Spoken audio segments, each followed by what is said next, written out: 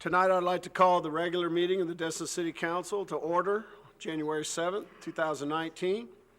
And we'll start tonight's meeting with a invocation by Pastor Russ Witten from United Methodist.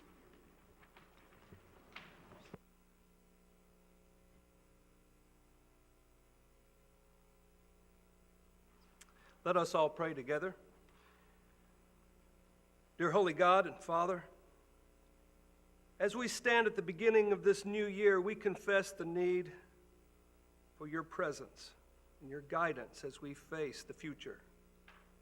Father, thank you for all who are gathered here this evening, and we thank you for the many abundant blessings you've given us.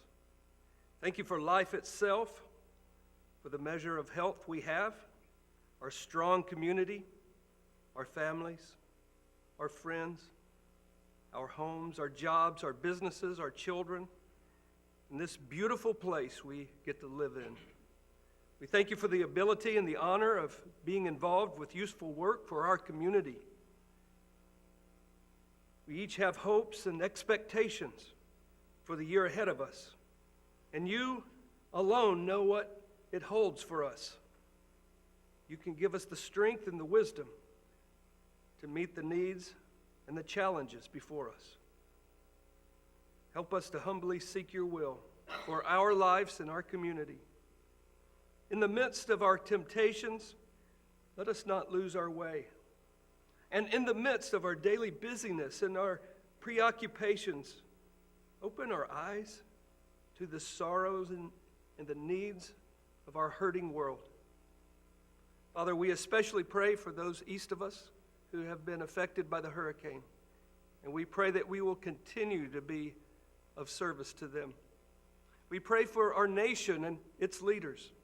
We pray especially for protection on all of those who serve in the armed forces. And we thank you for their commitment to defend our freedoms, even at the cost of their own lives. Be with their families. Assure them of our love and concern for them. Father, your scriptures have said citizens ought to obey the governing authorities, since you have established these authorities to promote peace, order, and justice. Therefore, I pray for our leaders, for the various levels of city officials, and in particular for this assembled council. Father, I ask that you will grant them wisdom as they govern, a sense of the true needs of our community, a thirst for truth and justice and righteousness, confidence in what they're called to do, ability to work together in harmony, personal peace and health in their lives, in their families, and joy in their task. I pray for the agenda set before them today. And Father, we thank you for the promise and the hope of the new year. It's in Jesus' name we pray. Amen.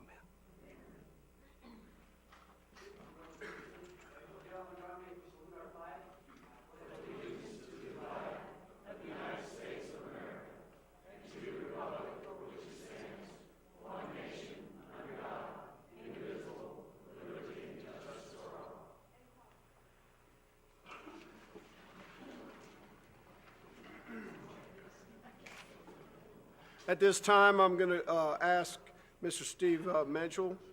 We're going to begin the inauguration of our interim city council member. Destin City Clerk and Notary Public of the State of Florida, Ray Bailey, will administer the oath. Mayor, you need to reconfirm the appointment first. Oh, okay. So I need a motion. Ms. Ramswell? I'll go ahead and make the motion. I'd like to move that Mr. Stephen Minchell serve as our interim city council member. Second. I got a motion, I got a second. Seeing no further discussion?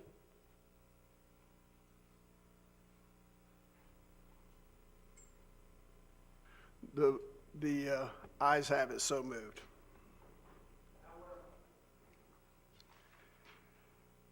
All right.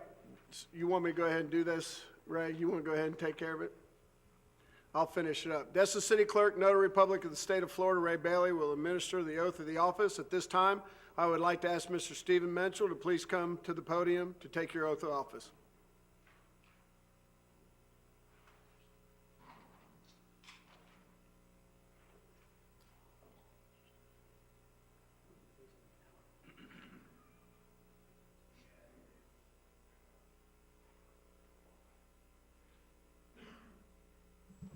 The oath of office comes from the state constitution, so please raise your right hand and be sworn, and please repeat after me.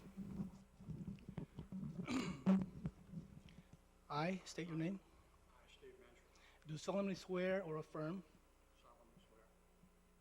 that I will support, protect, and defend the Constitution and government of the United States and of the state of Florida. That I am duly qualified to hold office under the Constitution of the state, and that I will well and faithfully perform the duties of Destin City Council member, on which I am now about to enter.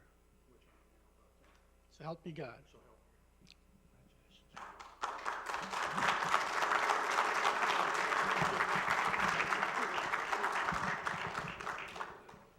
You can now step up in the hot seat, sir.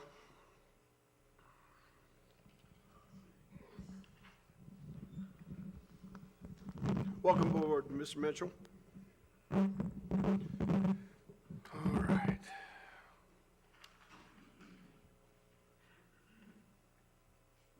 Next up, we have the agenda approval.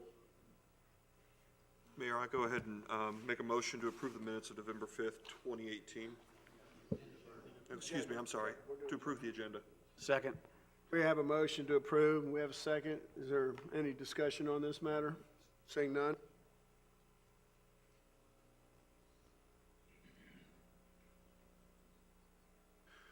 Vote is unanimous, so moved.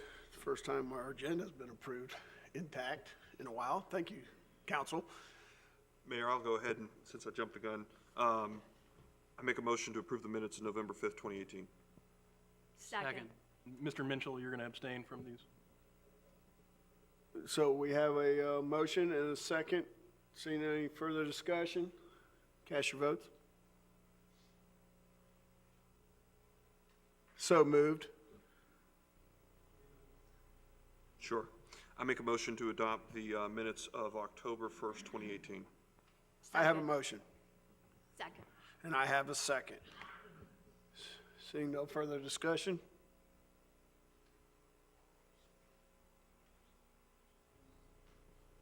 Ayes have it, unanimous, so moved. Next up, we have the announcements of the 2018 City of Destin Outdoor Decorating Contest winner.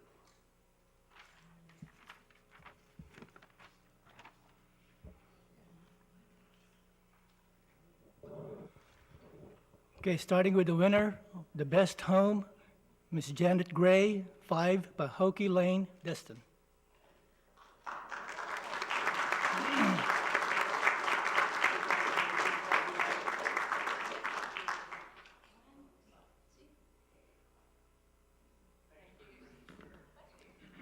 Honorable mention for best home, Robert and Karen Liverly, 124 Indian Bayou Drive, Destin.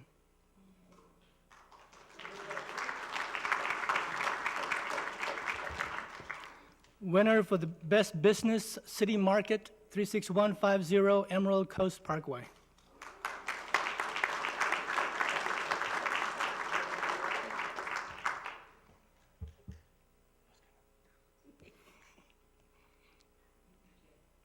I would just like to say, this contest, it gives a little competition, of course, but the best thing about it is, it really encourages us all to celebrate the Christmas season. And I've got a bunch of little grandkids, and there's nothing they love more than driving around Destin, especially on Candy Cane Lane and my next door neighbor, to see all the decorations. So I'm glad that I get to pass these out.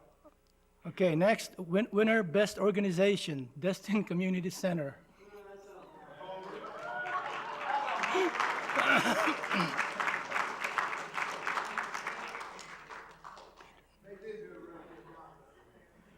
Winner of Best of Holiday, Sally Bidenhorn, 808 Marsh Street.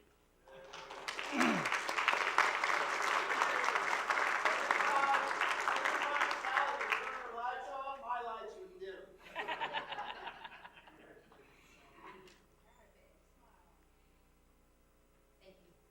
also increased traffic on our street a lot. Thank you, Sally. Congratulations. Honorable mention for Best of Holiday, Stephen and Teresa Aber, 716 Main Street.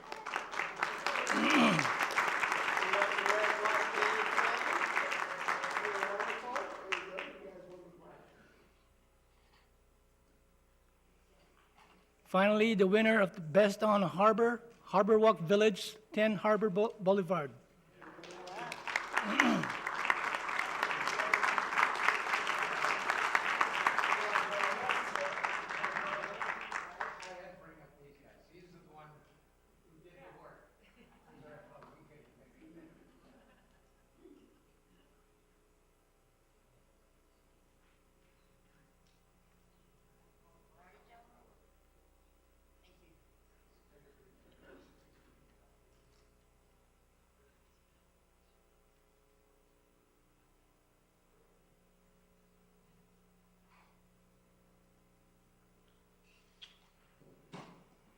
Councilmember Destin said he's going to win it next year. He doesn't have to open another restaurant, right? All right, we got that out of the way. Next on the agenda now is our public comment period. And this is for items, if you filled out a yellow card, that is not on the agenda.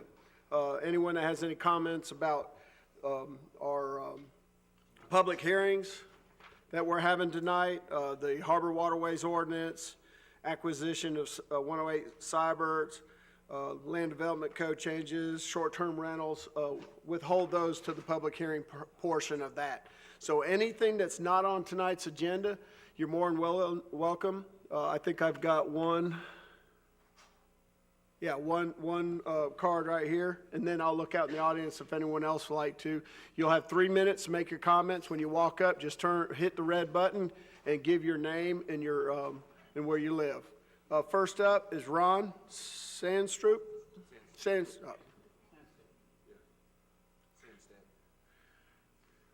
Last. You got it close. I know. It was tough. I know, my handwriting's not real good. I'm Ron Sandstead, and my wife and I live at 337 Calhoun. And I've got some exciting news about the Banner Art Project. And I just talked to Tim, and hopefully, Tim, I'm not talking out of school, but, okay. Anyway, he told me tonight that the banners, city banners, came in today, and city staff will be putting up the banner poles, and during this next week, and next Monday morning at 9 o'clock, we'll be putting up our artist banners. So, exciting news. Thank you, sir.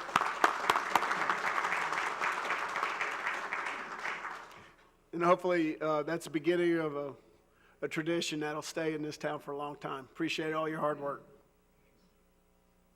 All right, is there anyone else that would like to come up to the podium and speak on any item that is not on the agenda? We do know there's a national championship game on tonight, right? Food for thought. Just food for thought, not to put any pressure on you. So let's just move right on. Seeing no further comment, Mr. City Manager. Thank you, Mr. Mayor. We have an update on the flume and zoning map inconsistencies, and I'm going to turn it over to our land use attorney, Kimberly Kopp, and Louis Zanguzzi.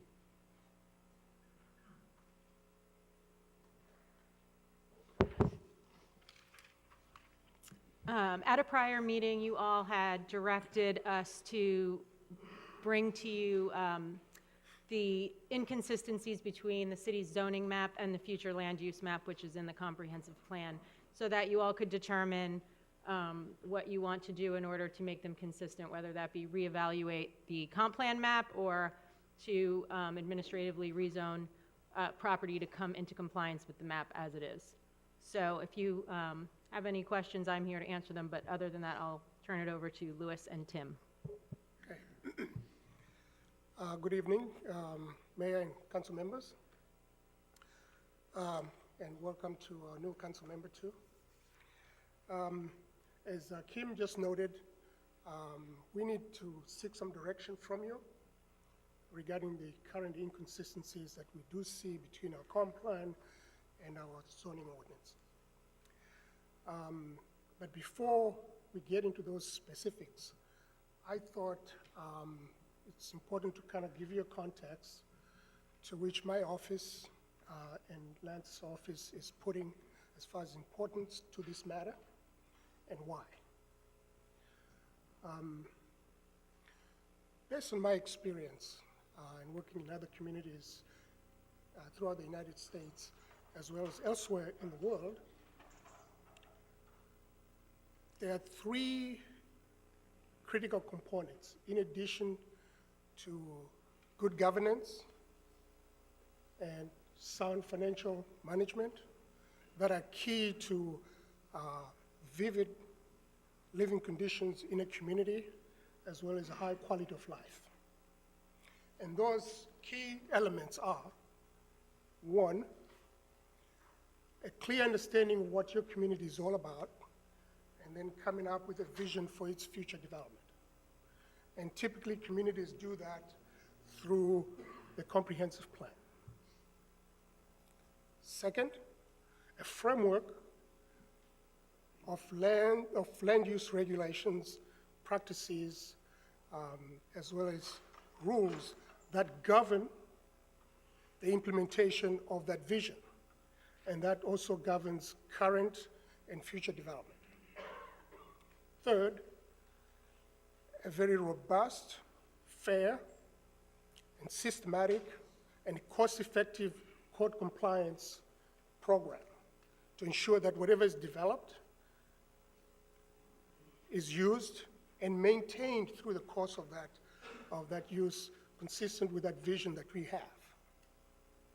And so when you have those three components in place and working well, what you tend to have in your community is a sense of place from the residents, a sense of ownership, and pride. And along comes with that good investments, because you have clarity as far as who you are as a community. And most developers like to hear that, like to see a community that's organized. Now, coming to our situation, credit to you as a council. You have given us guidance and managed to help us adopt a comprehensive plan, which is good. I can tell you from experience that most communities struggle through that process because it is very contentious, and I'm sure you can attest to that.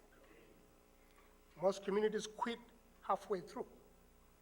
So that was a good thing that we managed to do that here.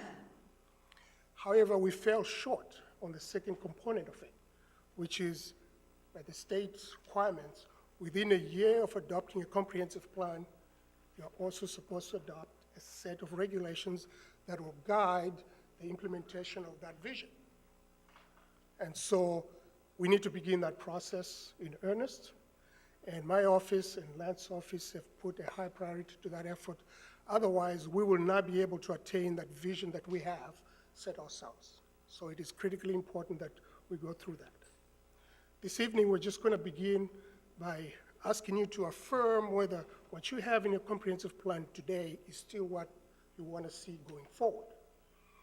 When we get that, my staff and I will go about preparing the ordinances that will drive and guide that vision to its fruition through current development and any development that are going to come in the future. And that's what we're asking you for direction this evening. And let me share this with you before I turn to Tim to complete this task. For me, I consider the Land Development Code as your DNA in your body. It essentially determines who you are and what you become. Likewise, our code is our DNA for the community. If it is done well and implemented well, that community becomes what it is supposed to be based on the vision that you have. And so it is critically important that we bridge that gap between our vision and our codes. And that's what we are here to begin that process this evening. And Tim from my office can give us some of the nitty-gritty issues that are involved, and we can have that discussion moving forward. Thank you all. All right. Thank you, Louis. Tim Whaler with 3TP Ventures. The Community Development Director tasked us with reviewing the future land use map and the zoning map and flagging the areas where the future land use and the zoning are not consistent, meaning that they're not the same category. So if you can move to the zoning map, that's where you will see I have flagged the 8 locations where the zoning is inconsistent with the future land use. And the reason we focused on highlighting where the zoning is inconsistent with the future land use map is because the future land use is adopted in the comprehensive plan, which is the overarching document that regulates. So it takes precedent over the zoning category. So there are two basic elements of the inconsistency, how the inconsistency came to be. It was through 2 separate ordinances. The first one, which is number 1 on the map, is where the future land use category was changed from Calhoun mixed use to recreation to allow for the Captain Leonard Destin Park development order. And the future land use map was changed, but the zoning to go with it did not come along with that portion. So that's number 1 on the map. The remaining 7 items are based on 1 ordinance, and that was the adoption of the 2020 future land use map as part of the comprehensive plan update. So the remaining items are a result of the FLUME, the future land use map, being updated as part of the comprehensive plan update. And so ordinances would need to come to follow that to make sure that the zoning came into compliance, and that did not happen. So if you'd like, I can go through each one by one and tell you what the future land use is and the zoning is, if you'd like, and we can talk through that. Okay. Do that, because that wasn't in the briefing document, so Absolutely. break them down for us real quick. Yes, sir. The first one I've already discussed is where the future land use is recreation. The underlying zoning is Calhoun mixed use, and there is an active development order on that parcel for Captain Leonard Destin Park. The second item on the map is an area where the future land use is Calhoun Mixed Use Village, which was a new land use category created with the 2020 comprehensive plan.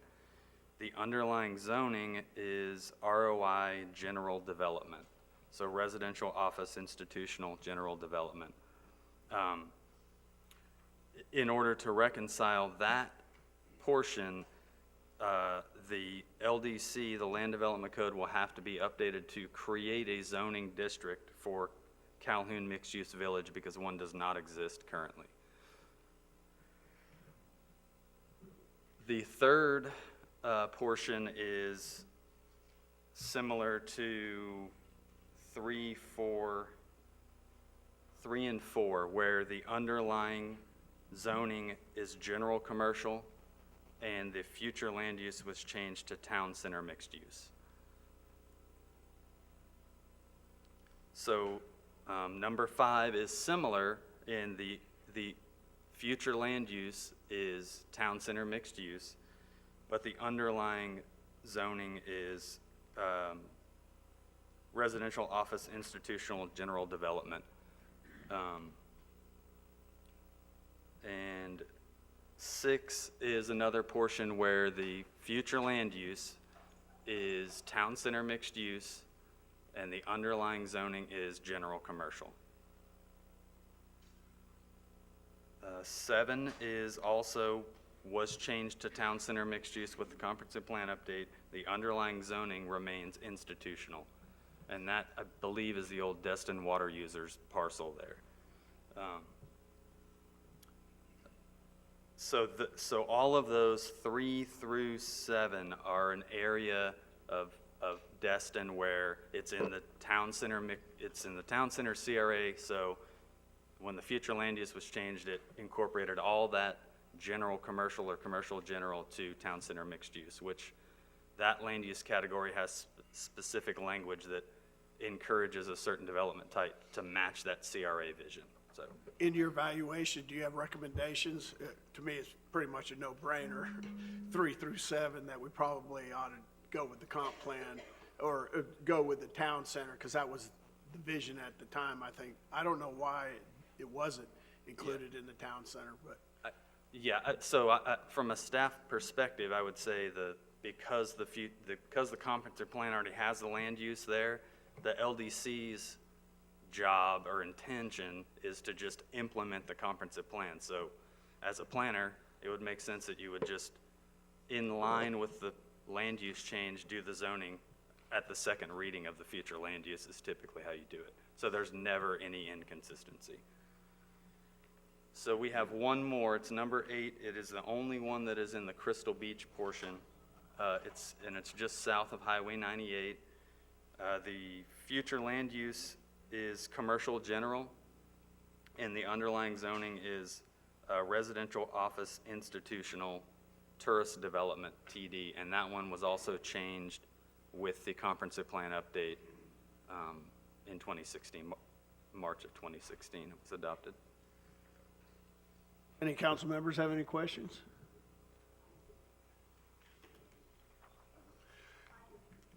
Go ahead, Ms. Ramswell. I'm just trying to formulate them. So in looking at the zoning map, I'm looking primarily at the piece that shows items 3, 4, 5, 6, 7. So what I'm seeing on here, if I follow what you're saying, I want to make sure I'm just clear. The zoning map is showing the red pieces as being commercial, but the flume is showing them as being town center mixed use. What about the piece here? It's already town center mixed use? Is that what it is? That one's, yeah, looks Yes. like it is in the middle. What about the purple piece that's isolated in number 5? The number 5, the underlying zoning is residential office institutional general development. It's a mixed use land use category. And I Go just want to add to what you're getting at. Would the present designation, is that more restrictive than what's in the town if it was changed by ordinance to become, fall within the town center? I thought town center's a little more restrictive, isn't it? Or no? It would be, the town center mixed use would actually allow more land use development types, land uses than the current designation, but yeah. Go ahead, And Ms. if there's Ramswell. specific ones we need to evaluate further, I think that's the goal tonight, is to flag those, and then we can give you a comprehensive breakdown of the differences. So when I'm looking, the logic was, as you mentioned, that everything that was in the town center would be zoned something town center oriented. But when I look at that piece, I see several other colors and several other codes indicating that it's something other than town center. So if I follow your logic, then we would need to rezone everything within the town center CRA boundaries as town center. The future land use change that was done as part of the comprehensive plan focused on those parcels that front US Highway 98. Okay, I think that's all I have for right now. I'm going to absorb. Thank you. Yes, ma'am. Yeah, and I think we're going to, as we move towards ordinances to change and to get this in line, we'll have plenty of opportunity to weigh in on our options after your explanations. Skip? So the only thing that I have, it's my understanding, though, that whatever changes we make to all the zoning for all these parcels, whatever's there currently can continue to be there and continue to do just exactly what they are now.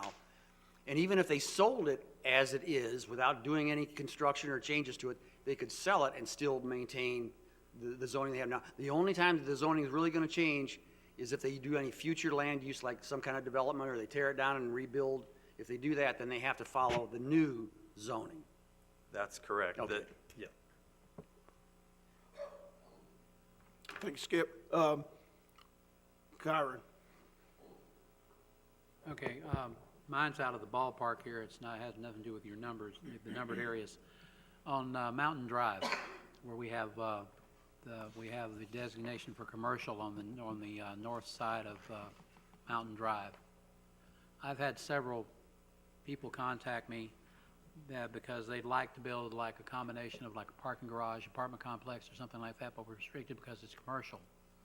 And I haven't seen any real new commercial stuff on that side. I'd like to see something, possibility changed where we could add something there, because I have several people that are willing to put what we call affordable housing, what I call affordable housing, if we could change something of that nature there. Because I don't see any other commercial businesses other than what's already there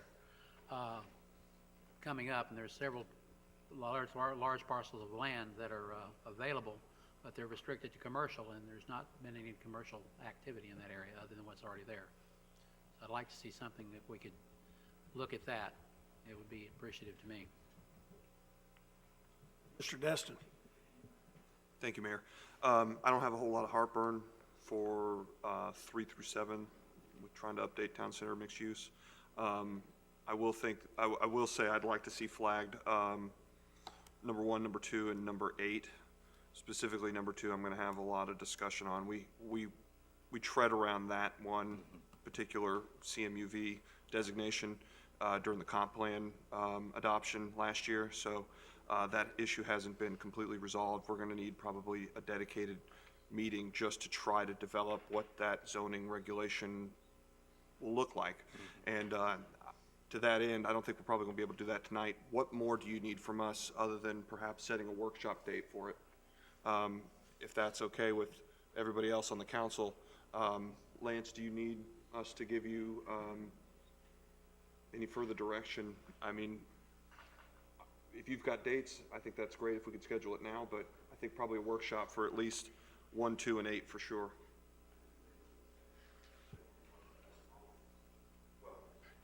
So you said you wanted some direction from the council.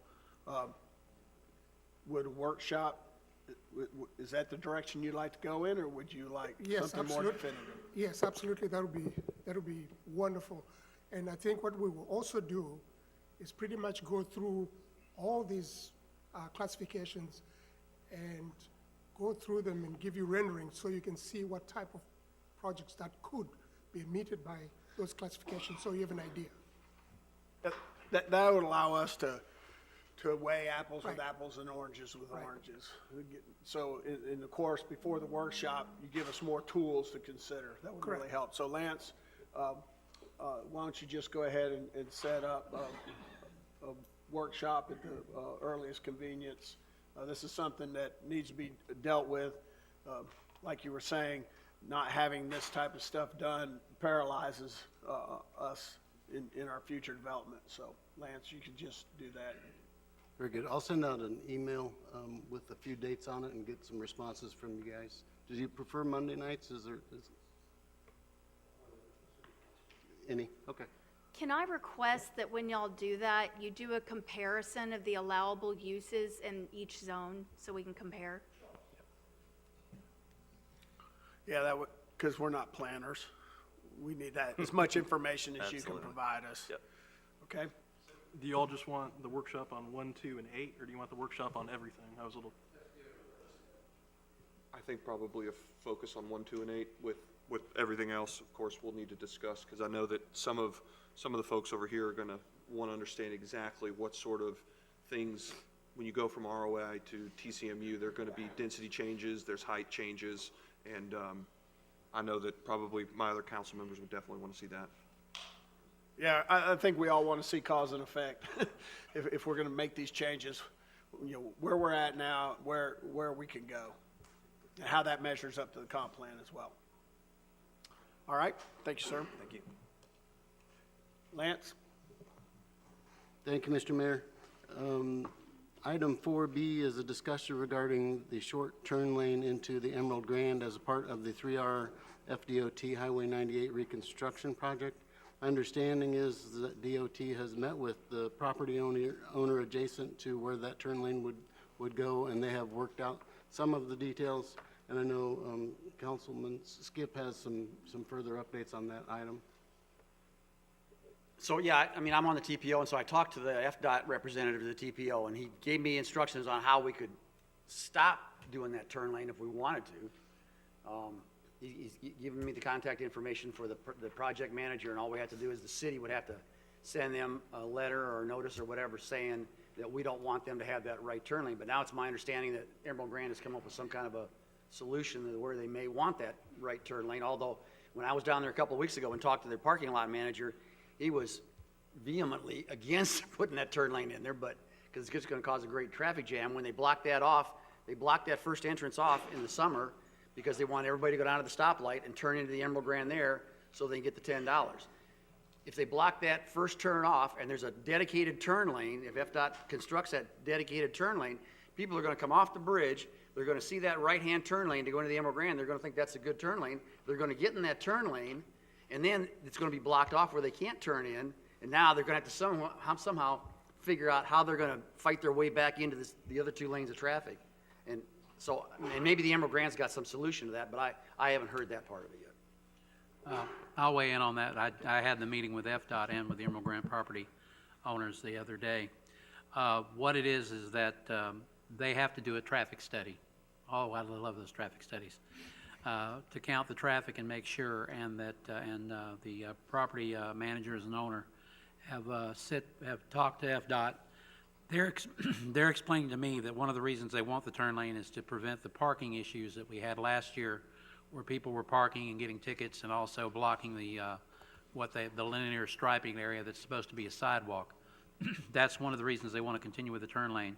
My understanding with the property owners is that they are working with FDOT on how to be able to tweak that a little bit for both benefits' sake, and also at a later date, possibly with a traffic study, be able to build a turn lane, probably not during the 3R project, but possibly next year to the year after. That's what why I came away with the meeting from. Ms. Ramswell. I had a question. I thought that we had discovered last year when we were looking into the traffic backup and things going on that Emerald Graham was required to keep that first entrance open. Is that correct or incorrect? Does anyone have a recollection on that? It is for our commercial trucks and stuff to go through and go down. That's what they're used it for. It's there as an emergency, more or less an emergency entrance for fire and safety, and also it's a service entrance. It's not going to be closed off. It's just they didn't want the turn lane there because of it's not designed for the heavy traffic without redesigning the entire front of the whole building. And it would make more logic sense to put it at the stoplight. Okay, I see what you're saying, but do our attorneys recall? Was there some sort, because it seemed like they had wanted it, they being FDOT, had anticipated that it was to be kept open for all traffic. And I understand if they're allowing certain traffic through, as you suggested. Traffic will still go through there, but it's not going to be restricted from traffic going through there. It's just more or less it's not designed for the heavier traffic that will happen if you have a delineated turn lane. Everybody's going to think you turn in there, and then the property is not designed for that. And FDOT was the one that told the property owner at the time, back in 2002, that they couldn't have the main entrance there. I do not specifically recall, but I can go back and look. I don't know if Ms. Kopp does. Lance? I'm going to look into that item, and I also wanted to add that this was originally put on the agenda in case the council wanted to direct me to request FDOT leave that turn lane out. So since that's off the table, this was really just a discussion, information discussion. I can bring back any new information I got. I got the recent update just this evening that told me I wasn't going to have to write the letter to FDOT. Mr. Manchin? I can tell you that from the Public Works, Public Safety standpoint, there was an issue where a barricade was put across that entrance. We brought it up, and Emerald Grand was forced to open that road back up. Question I have for staff is there going to be a dedicated turn lane at the light? Not as part of the 3R project. Not a part of the 3R project. They said that they told the property owners that they would have to do a traffic study, which would probably happen this year, and then at a later time. They're citing because of the cost of moving the mast arm, and they've already let the asphalt contract out, why it can't be part of the 3R project. Mr. Braden? Did they make them reopen that entrance because it was part of the development order, or why would that be? The entrance is open. Lance, do you know that? No, but I will check it. All right, thank you. Mr. Destin? Thanks, Mayor. Yeah, I can see we're not going to probably get anything resolved, practically speaking, to try to alleviate the traffic jam that has been created by the collection of tolls. I'm going to go back to what I told this council and the public about 3 months ago.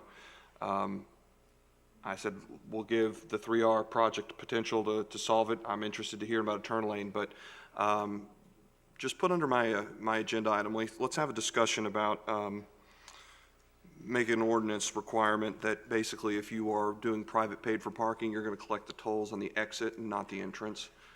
So under no circumstances do I think it is acceptable to live in a world where all of this traffic is just spilling out onto Highway 98. We know it's happening, and yet we're just going to keep pretending like it's not.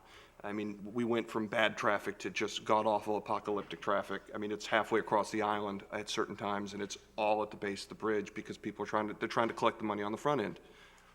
There's no modern public parking facilities that collect the money on the front end. Typically, they get it on the way out. So that way, if you do have traffic congestion because you can't collect the money fast enough, that stays inside your property and doesn't actually spill out onto the roadways and jeopardize the public safety and welfare.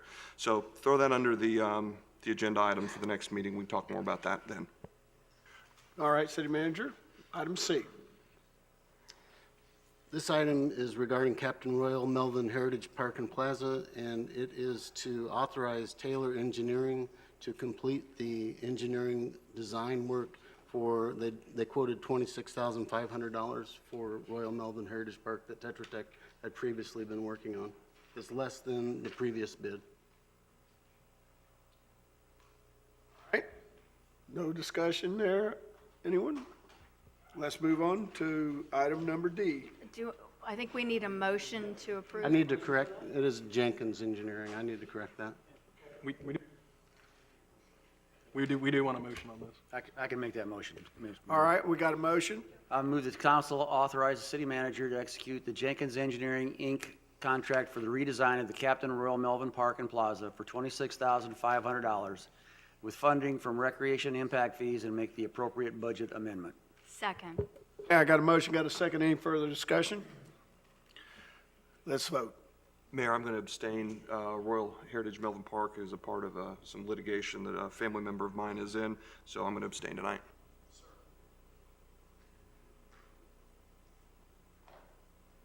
We have a motion, we have a second. Vote's unanimous, so moved. Mr. Armstrong.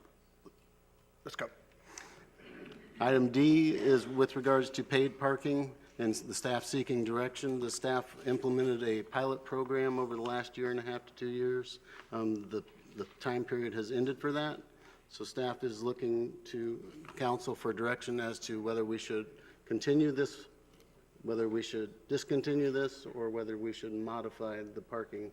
And I'm going to turn it over to Mr. Webb Warren, who has done the research on this project. Thank you, Mayor and Council. The item before you is staff seeking direction on paid parking. As the City Manager stated, we have now gone into our second year in this program. It started off as a pilot program, and although I have not been responsible for the program, I've gone back and read through it and witnessed some of the things that happened over the year. And we realized going into 2019 that there's some potential improvements that we can do if we want to continue on with paid parking. So what staff is seeking is direction so we know how to navigate forward before the season kicks into high gear so that we can make changes maybe as necessary, but we are seeking direction from council on paid parking at this time. Is that a think tank type of issue where we need to have a workshop, or is that something maybe our Public Works Department could, advisory panel could come up with some ideas or explore some and then present them to the council to consider? And I apologize, I should have gone through some of the details that are in the item. In the item, you'll find that we have provided two potential options that staff is recommending. One is you could simply discontinue paid parking. The second one is we could enhance the paid parking by trying to minimize the staff effort that is associated with it on a day-to-day basis. So for instance, we have a paid parking program right now that is a discount parking program for some of the local area employers. And what we've seen is that has created a lot of work for our staff during the week and is not cost effective. It's simply not a sustainable program in the current form. So what we want to know is, do we need to research and see what we can do to bring this to a more manageable situation, a more efficient situation, and continue on with paid parking? But before we wanted to do anything much further, we wanted to see if y'all had some general consensus on the item as presented, which is some potential options of maybe making just a simple flat fee instead of doing a progressive hourly situation. A simple flat fee would simplify the fee structure and some other things. It's what a lot of the local area, some of the other area cities do, and also simplifies the payment structure. Another thing that staff was looking at doing is, if y'all so desire, we can go out and do an RFP to get some more automated gates for these parking areas, which would minimize the staff time associated with monitoring these parking lots and other things, but really try to make it as automated as possible instead of the pilot program, which is more of a manual process to see if the need was there for paid parking. Yeah, I've got a couple of people that want to weigh in on this. What I think, as a council, what we need to do probably is, because we could talk on this particular issue for quite some time tonight, is try to keep things real general, maybe call in, do a workshop on the paid parking, and at that time, in the interim, get some companies that may want to participate in the workshop to give us options then. And so maybe we'll go that route. First up I got is Mr. Braden. Thank you, Mayor. I don't know, we got a couple motions in front of us tonight. I mean, I'm almost inclined to move forward with one of them. Because like the staff was saying, we're fixing to get into the season again. I know there's been a lot of heartburn about the paid parking, city parking lots. But it seems like 90% of the locals that I've talked to hate it, won't go down there and pay. But when you ask them, when did you ever go down there and park in that parking lot? Well, I haven't. Well, then why are you worried about what they're charging? They've never parked in it, you know, was their answer when it was free. And then you get everybody else complaining that when it's free, that the businesses are filling it up with their employees, so the locals can't use it. So it's one of those, you know, damn if you do and damn if you don't. You're not going to make everybody happy. And if we do go with the paid parking, we need to go with the arms, you know, some kind of kiosk. You go in, you park, and you pay when you leave. So that's my 2 cents. I might be willing to move on with it tonight instead of kicking it down the road. But that's my 2 cents for now, Mayor. Thank you. Thank you, sir. Thank you, Ms. Braden. Next is Skip. So, I mean, I think we do need to continue with paid parking, and I do like some of the options that you gave us. I think you need to formalize those options. The flat fee of the $5 is probably a good way to go. That way, everybody just pays the same, and you don't have to worry about, because it's my understanding that this company that we're dealing with this system that we have, that they're real difficult to work with. And the thing that really kind of surprised me was that we had the assistant city manager, who's a high dollar kind of position, was the one that was ramrodding this whole thing and spending a lot of his time doing that, which I don't think should have been done in the first place, but that's water under the bridge. We need to come up with a system that's easily manageable by the city staff and easily manageable by the people that are going to patronize the parking lot. And oh, by the way, this thing where we're giving some kind of cut rate to to the employers. I mean, if it's just a $5 flat fee for everybody, I don't care how long you stay there, as long as it's 24 hours, I guess, is the limit. I'd like to see something like that brought back to us for approval. And then, and also, like Rodney said, I think we do need to eventually go to this arm thing, if that's what you want to do. But if this flat $5 fee thing works for us, I mean, maybe we don't need to spend megabucks for this arm, because I know those arms aren't cheap. So you might want to give us those two options and bring that back to us for approval. Mr. Marlar. Thanks, sir. Well, I agree with the arms, and since Mr. Destin brought it up about talking about the private properties doing it, I think if the city sets the example, we should do the pay-as-you-leave to set the example. If we're going to try to force the private property owner into doing it, we should do it first. That's all I got. All right. Well, I don't think we need a motion to continue. I think we gave them the direction that they needed. Lance set us up a workshop. If you need anything further, any clarification, any of the council members can speak with the city manager prior between now and the workshop. All right, everybody good with that? Preble? How would we control for people that wanted to park there in the morning and then leave their car there all night? Is there some sort of system, or can you, when you bring this back, show how we would do that so that there aren't cars in there for days on end just because they paid $5? We can bring that back. Yeah, and usually when if you do the arm pay-as-you-leave type thing, usually you get a ticket as you enter, and then you pay as you leave. I just did that at the hospital this morning. Maybe we can figure out a system where it's color-coded. Like the or arm something. airport almost. Yes. Yeah. That's certainly a concern, Ms. Ramswell. The long-term parking, people leaving their vehicles there, is something that we can bring back to you on how we would monitor that. Thank you. All right. Item E, sir. Item E. I'm very pleased to ask the council for their confirmation of Ms. Lisa Firth as the permanent Parks and Recreation Director for the city. I'll make that motion. I got a motion. I'm recommending the city council confirm Mrs. Lisa Firth as the Parks and Recreation Director. Second. And I got a motion, I got a second. But seeing no further discussion?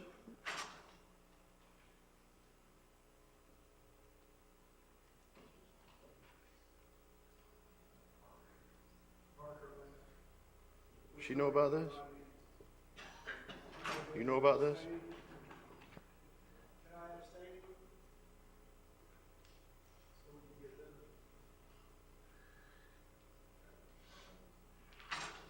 Mayor, if you'll hit confirm on Parker's, please.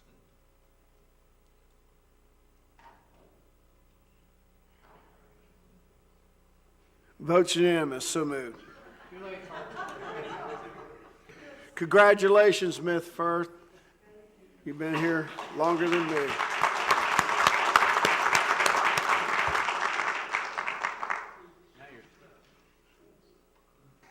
Item F is regarding hiring appraisal and economic associates as the city's appraiser for the Destin Fishing Fleet property in the Burt Harris claim. And Ms. Kimberly Kopp is going to address this.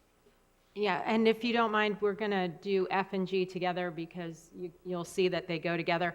After further discussion with the city manager, we're recommending that rather than proceeding to enlist the appraiser at this time, the city council first direct us to address the threshold issue in the Fleet's Burt Harris claim as to whether there is a vested right or an existing use on the property that has been inordinately burdened. Once that question has been addressed, the city council may reconsider whether to enlist the services of the appraiser. So we're recommending at this time that the council hire a third-party planning consultant to independently evaluate the development rights and the effect of the comprehensive plan amendments, if any, on the Fleet's property.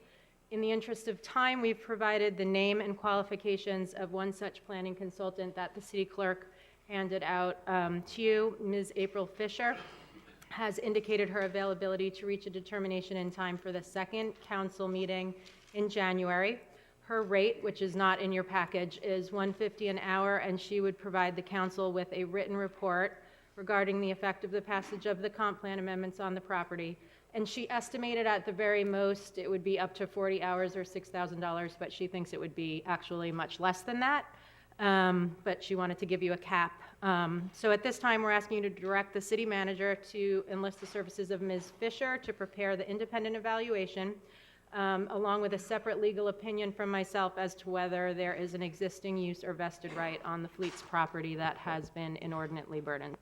And Ms. Kopp, this is stemming from the fact when we got the appraisal's estimate of $28,000, it caused us to step back and say there's got to be a cheaper way or a better way. That's part of it, yeah, but we also do have that threshold question.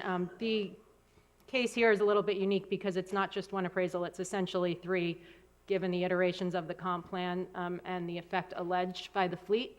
So with that being said, that may be why it's a little more expensive than a typical appraisal. But if we do go back the appraisal route, we can also bring you additional quotes from additional appraisers. Okay, thank you very much. And one last question.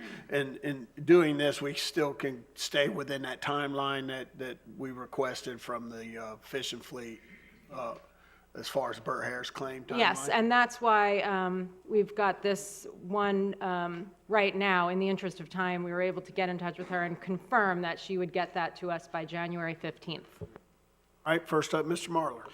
Okay, Kimberly, my understanding of, well, if we hire this person is that they will evaluate and come back and whether or not we need to look at the possibility of changing the comp plan because we are changing that? Because, I mean, No. we can solve the whole problem by going back and fixing the comp plan where we don't have this problem. Because I can just see multiple cases coming before us, in my personal opinion. And, I mean, the fishing fleet is suing us for $14 million, and that's our budget for this year. So, I mean, how many can we go before that happens? She wouldn't be looking at the comp plan as broadly as that. She'd be looking specifically at the fleet's claim and the comprehensive plan amendments and how they affected the property, and then providing that information. Okay. Next, Mr. Oberdehr. I was going to make the motion. I want Kim to tell me what I'm going to say at the motion because it was a little bit long and lengthy and involved, but I'll make the motion if she'll tell me what motion I'm making. How about hire Ms. Fisher for the independent evaluation and direct her to prepare the written report as well as the land use attorney's legal opinion? So moved. Second. Thank you. That was really easy. Mr. Braden, you're up first. Thank you, Mayor. Ms. Cobb, do you have, I know their claim was, they're basing it off of $20 million that their property is worth. Do we know where that figure's come from? You mean the fleet's appraiser's figure? Or No, I think the claim that the fishing fleet brought to the council that they're claiming that it's $20 million. That's how they're coming to the $14 million lawsuit? No. Just what's in their appraiser's report. I think I saw something in there for, how are they basing it, how are they coming up with the 14? They had an appraisal done, and that's what their appraisal came up with. That was in a previous agenda package that we can get you another copy of, but it was the very thick report attached to their letter with their pre-suit notice. All part of the claim process. All right, so we have a motion and we have a second. Any further discussion? Seeing none?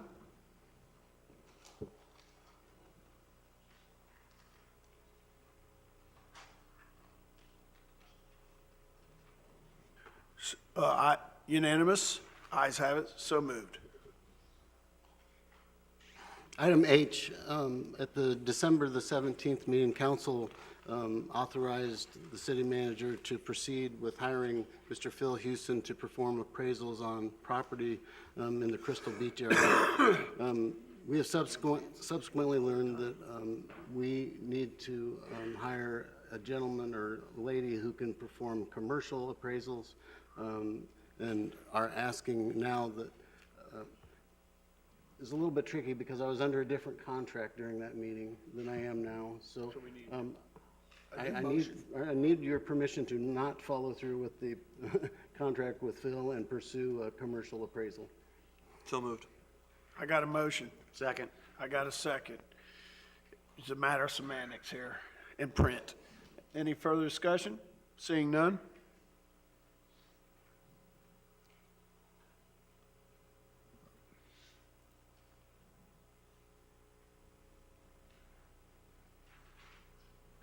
Vote unanimous, so moved. Very good. Item I is a discussion I would like to have regarding the Public Services Director and the city engineer. During the 2007-2008 time period, those two positions were combined due to an economic turndown in our area. It made business sense to do that at that time. The city has since experienced a lot of projects, a lot of growth, and we have recovered from that time period. I'm asking council's consideration of allowing me to split those positions back to separate positions, being one, a public services director, and two, a city engineer, so that the workload placed on the city engineer, they can focus on project management, which I believe is what they were originally intended to do. The catch is that we would need to allocate approximately $92,000 for that position. And honestly, at this point, it's really only 3/4 of that because we're through our first fiscal quarter. But if council would consider that and allow us to do that, I think that you would be seeing the type of project management that you're after. Mr. Overdeer. I agree with Lance. I mean, the city engineer needs to be a city engineer that works on city engineering projects and not also be confined to be a department manager, which distracts it takes too much of his time to do that. He can't be an effective city engineer and be a department manager at the same time. So I think it's a great idea on Lance's part and the staff to separate these two, and I'll be willing to make the motion if you so choose. Go for it. I move to fund the position of city engineer who will report to the Public Services Director and authorize the city manager to make any necessary budget amendments. Second. I got a motion, I got a second. Any discussion? I'll make this real quick. When I read that job description, Lance, of the combined, that was insane. So I think this is a no-brainer. It is an additional $90,000 to our staff, but fortunately, we have Webb Warren as our financial guy, and he'll find that $90,000. Brag. Oh, no. I did that on purpose. Because Bragg's, yeah, I'd see your response. Sorry, Webb. But anyways, I think this is a grand idea, because one of the biggest problems, I mean, Mr. Destin and myself both have personal experiences that trying to get projects approved in not developmental orders, but just simple, wanting to add an addition onto our restaurant was just tragically so long because it was so inefficient.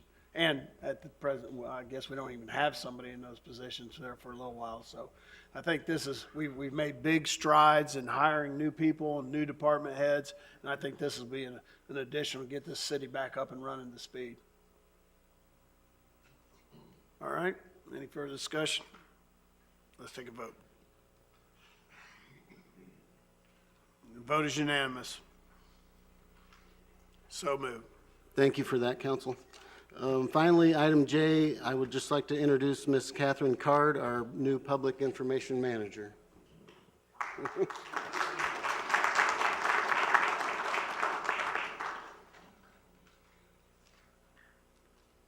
see, what time is it? Yeah, I think we should. I'm going to go ahead and call a 5-minute recess.